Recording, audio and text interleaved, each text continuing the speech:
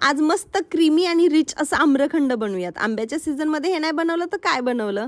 पहिल्यांदा तर एका रुमालामध्ये दही बांधून ठेवायचं। रात्रभर जर दही बांधलं ना तर खूप छान दुसऱ्या दिवशी बनवायलाही सोपं जातं आणि ते दही आहे ना खूप छान घट्ट होतं। मग नंतर मिक्सरच्या भांड्यामध्ये साखर आणि विलायची बारीक करून घ्यायची। त्याचबरोबर आम्रखंड बनवतोय म्हटल्यानंतर आंब्याचीही प्युरी बनवायची। तर मी 2 आंब्याची प्युरी बनवली आहे आणि जे दही होतं ना ते असं पनीरसारखं घट्ट होतं। त्याला छान असं मिक्स करायचं, त्यात साखर घालायची, जी आंब्याची प्युरी बनवली होती ती, आणि ह्याला खूप छान असं मिक्स करायचं। एकदम स्मूथ जर पाहिजे असेल ना तुम्हाला तर तुम्ही याला कपड्यानेही गाळून घेऊ शकता, एकदम क्रीमी असं होईल। आणि थंड करायला ठेवायचं।